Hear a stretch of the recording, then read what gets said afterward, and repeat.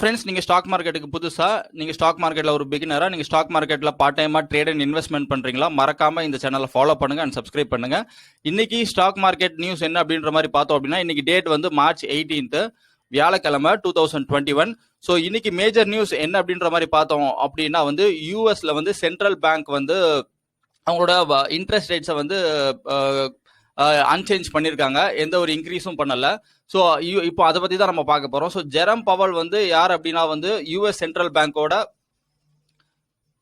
Chairman. இவர் தான் வந்து அதை டிசைட் பண்றது. ஸோ இவர் என்ன சொல்லியிருக்காரு அப்படின்றத பாக்குறதுக்கு முன்னாடி நம்ம என்ன பண்ணலாம் அப்படின்னா வந்து இந்த மாதிரி சென்ட்ரல் பேங்கோட நியூஸஸ்லாம் வந்து எத்தனை நாளைக்கு ஒரு வாட்டி வரும் அப்படின்றத நம்ம தெரிஞ்சுக்கிட்டோம்னா நம்மளுக்கு ட்ரேடிங் ஆப்பர்ச்சுனிட்டி ஈஸியா இருக்கும். இந்த நியூஸ்னால வந்து இது நம்மளுக்கு எப்படி பயன்படும் அப்படின்னா, இந்த பர்டிகுலர் நியூஸ்னால மார்க்கெட் வந்து ரொம்ப வாலடைலா இருக்கும், ரொம்ப அதிக மூவ்மெண்ட் கொடுக்குற மாதிரி வாய்ப்புகள் வந்து இருக்கும்.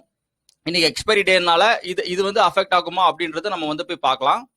ஸோ நான் எந்த வெப்சைட் எடுத்து வச்சிருக்கேன்னா டெய்லி எஃப்எக்ஸ்ன்ற ஒரு வெப்சைட். அதில் கேலண்டர்ஸில் போய் நீங்கள் கிளிக் பண்ணி சென்ட்ரல் பேங்க்ஸ்ன்னு பார்த்தீங்கன்னா உங்களுக்கு வந்து எப்பப்பெல்லாம் வராங்க, எந்தெந்த மாசத்துல எத்தனை சென்ட்ரல் பேங்க் வந்து வராங்க அப்படின்றது வந்துடும். ஸோ இப்போ நம்ம எடுத்து வச்சிருக்கிறது மார்ச். நான் எடுத்து வச்சிருக்கேன்.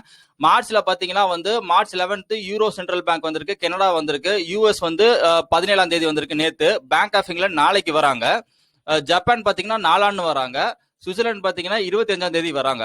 ஸோ அப்போ இந்த மாசத்துல மேஜர் சென்ட்ரல் பேங்க்லாம் உள்ள நிறைய பேர் வர்றதுனால கொஞ்சம் மார்க்கெட் வந்து கொஞ்சம் வாலடைலா இருக்கிறதுக்கு வாய்ப்பு இருக்கு. எப்படின்னா செகண்ட் ஹாஃப்ல, ஃபர்ஸ்ட் ஹாஃப்ல அந்த அளவுக்கு இல்ல. ஸோ செகண்ட் ஹாஃப்ல வந்து ரொம்ப வாலடைலா இருக்கும் அப்படின்றது நம்ம வந்து எதிர்பார்க்கலாம். ஸோ இப்போ என்ன சொல்லியிருக்காங்க நேத்து அப்படின்ற மாதிரி பார்த்தோம்னா, Fed keeps key rate near 0 and still expects no hike through 2023 despite brighter economic outlook அப்படின்ற மாதிரி கொடுத்துருக்காங்க. ஸோ இதுக்கு என்ன அர்த்தம் அப்படின்னா வந்து யூஎஸ்ல அவங்களோட இன்ட்ரெஸ்ட் ரேட்ஸை வந்து 0.25 இல்ல 0ல வந்து மெயின்டைன் பண்ண போறாங்க 2023 வரைக்கும் அப்படின்ற மாதிரி கிளியரா வந்து ஒரு இன்ஃபர்மேஷனை வந்து அவர் ஓப்பன் ஸ்டேட்மெண்டா சொல்லியிருக்காரு. சரிப்பா, இதனால நம்மளுக்கு என்னப்பா லாபம் அப்படின்ற மாதிரி பார்த்தோம் அப்படின்னா, ஏன் இதை வந்து நம்ம உற்று நோக்கி கவனிக்கணும் அப்படின்னா, எக்கனாமி வந்து அதாவது ஒரு நாடு வந்து ரொம்ப அதிக அளவு வளர்ந்துருச்சு அப்படின்ற மாதிரி இருந்தது அப்படின்னா அதை வந்து கட்டுக்குள்ள கொண்டு வரணும் அப்படின்னா இன்ட்ரெஸ்ட் ரேட்ஸை வந்து டோட்டலா 0க்கு கொண்டு வந்தாதான் அது வந்து கட்டுக்குள்ள கொண்டு வர முடியும். அதே மாதிரி தான் வந்து இப்போ உலக நாடுகள்லாம் வந்து லாஸ்ட் ஒரு 10 இயர்ஸா ஒரு நல்ல மேஜர் மூவ் கொடுத்ததுனால அவங்க வந்து இன்ட்ரெஸ்ட் ரேட்ஸை டோட்டலா குறைக்கிறாங்க. இன்ட்ரெஸ்ட் ரேட்ஸை டோட்டலா குறைக்கிறதுனால என்ன அர்த்தம் அப்படின்னா வந்து எதெல்லாம் வந்து அன்கன்ட்ரோலபிளா போயிட்டு இருக்கோ எக்கனாமிக்கு தேவையில்லாத விஷயங்கள்லாம் என்ன அப்படின்னா ஒரு அறுவடை மாதிரி, ஒரு விவசாயி எப்படி வந்து எல்லாமே வந்ததுக்கு அப்புறமா டோட்டலா அதை அறுவடை பண்றாங்களோ அந்த மாதிரி வந்து 0 இன்ட்ரெஸ்ட் ரேட்ஸ்ல டோட்டலா வச்சாங்க அப்படின்னா அவங்க வந்து இதுக்கு முன்னாடி நடந்த ப்ராஃபிட்லாம் புக் பண்ணிட்டு வெளியே போகலாம். அதுக்கு வந்து டைம் தான் வந்து பாத்தீங்கன்னா 2023. நல்லா ஞாபகம் வச்சுக்கோங்க, 2023. அப்போ ரெசெஷன் இல்ல வேற ஏதாவது வருது அப்படின்னா நம்ம 2023 வரைக்கும் நம்ம வந்து ஹோல்ட் பண்ணலாம். அது வரைக்கும் மார்க்கெட் வந்து ஒரு நல்ல ஒரு அப் ட்ரெண்டுக்கான கண்டிஷன்ஸ் வந்து இருக்கிறதுக்கான வாய்ப்புகள் வந்து ரொம்ப அதிகம். ஏன்னா இந்த 2023 தான் டெட்லைனு. அதுக்கு மேல என்னன்னா புது பாலிசிஸ் போடுவாங்க, புது ஸ்ட்ரக்சர்ஸ் போடுவாங்க, புது சேர்மன்ஸை கொண்டு வருவாங்க. அதாவது நிறைய கம்பெனிஸ்க்கு வந்து புது சேர்மன்ஸை கொண்டு வருவாங்க, கான்ட்ராக்ட்லாம் கிளியர் ஆகும், கான்ட்ராக்ட் எம்ப்ளாய்மெண்ட்லாம் வந்து புதுசாக சேஞ்ச் ஆகும். ஸோ அப்போ எல்லாமே புதுசாக சேஞ்ச் ஆகுறது அப்படின்ற மாதிரினா எஸ் பேங்க் மாதிரி தான். ஓகே, ஸோ அப்படின்னா கொஞ்சம் ஒரு 3 வருஷம் ஒரு 2 வருஷம் வரைக்கும் கொஞ்சம் ஒரு ப்ரைஸே இல்லாத மாதிரி இருக்கும். அதுக்கப்புறம் புது பாலிசி போட்டு திருப்பி வந்து சேஞ்ச் ஆகும். ஸோ டெட்லைன் என்ன கொடுத்துருக்காங்கன்னா 0 இன்ட்ரெஸ்ட் ரேட்ஸ்க்கு வந்து 2023. ஸோ 2023 வரைக்கும் அவங்க இன்ட்ரெஸ்ட் ரேட்ஸை வந்து ஏற்ற போறது இல்லை, இதே மெயின்டைன் பண்ண போறாங்க அப்படின்ற மாதிரி அர்த்தம், இதே ஸ்பீட்ல போக போறாங்கன்னு அர்த்தம். இது வந்து மார்க்கெட்டுக்கு என்ன பண்ணும் அப்படின்னா வந்து இது வந்து மார்க்கெட்டுக்கு ஒரு நல்ல நியூஸ். எத்தனை வருஷத்துக்கு அப்படின்னா 2022 வரைக்கும் ஒரு நல்ல நியூஸ், 2022 எண்டிங் வரைக்கும் கொஞ்சம் நல்ல நியூஸா இருக்கும் அப்படின்ற மாதிரி என்னோட கருத்து. அதுவும் இல்லாம ஃபெட் மட்டும்தான் இதை சொல்லுதா அப்படின்ற மாதிரி பார்த்தோம்னா இல்லைங்க, வேர்ல்டு பேங்கோட சிஇஓவும் இதுதான் சொல்றாங்க. அவங்களும் வந்து இன்ட்ரெஸ்ட் ரேட்ஸை 0வா கொண்டு வாங்க, அப்போதான் வந்து நம்ம புது பாலிசி போட முடியும், புதுசா வந்து நிறைய பேரை உருவாக்க முடியும், தொழில் பண்றதுக்கு உருவாக்க முடியும் அப்படின்ற வந்து சொல்றாங்க. ஐஎம்எஃப்பும் இதுதான் சொல்லுது. அதனால யூஎஸ் வந்து அந்த ஸ்டாண்ட் எடுக்கிறாங்க. வேர்ல்டு பேங்க் ஐஎம்எஃப் என்ன சொல்றாங்களோ அந்த ஸ்டாண்டை வந்து அவங்க எடுத்துக்கிறாங்க.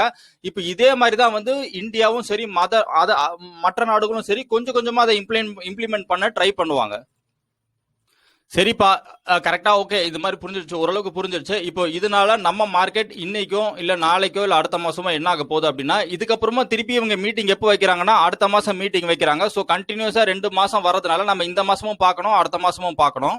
இவங்க ரேட்டை அன்சேஞ்ச் பண்ணதுனால, இதுக்கு முன்னாடி இருக்கிற ரேட்டே அன்சேஞ்ச் பண்ணதுனால, இதுக்கு முன்னாடி என்ன ட்ரெண்டோ அந்த ட்ரெண்ட்ல நம்ம இருக்கிறது ரொம்ப நல்லது. ஃபார் எக்ஸாம்பிள் இந்த மாசம் ஃபுல்லா சைட்வேஸ் அப்படின்ற மாதிரி இருந்ததுன்னா சைட்வேஸா இருக்கும். ஸோ அதுக்கு முன்னாடி மாசம் பாத்தீங்கன்னா வந்து ஒரு ட்ரெண்ட் அப் ட்ரெண்ட் இருக்கிறதுனால நம்ம இப்போ என்ன பண்ணணும் அப்படின்னா வந்து சைட்வேஸ் ஆர் அப் ட்ரெண்ட் வந்து நம்ம எதிர்பார்க்கலாம் கம்மிங் மந்த்ஸ்ல. பட் என்ன அப்படின்னா இதை வச்சு டோட்டலா முடிவெடுக்க முடியுமானா முடிவெடுக்க முடியாது. அடுத்த மாசமும் திருப்பி உள்ள வர்றதுனால நம்ம அதையும் சேர்த்து வச்சு பார்த்தோம் அப்படின்னா நம்மளுக்கு இன்ஃபர்மேஷன் கரெக்டா இருக்கும். இவங்க ஏற்கனவே முன்னாடியே வந்து நாங்க இன்ட்ரெஸ்ட் ரேட்ஸை வந்து 2023 வரைக்கும் நாங்க இன்க்ரீஸ் பண்ண போறது இல்லை அப்படின்னு சொல்றதுனால அடுத்த மாசமும் அப்படிதான் இருக்கும்.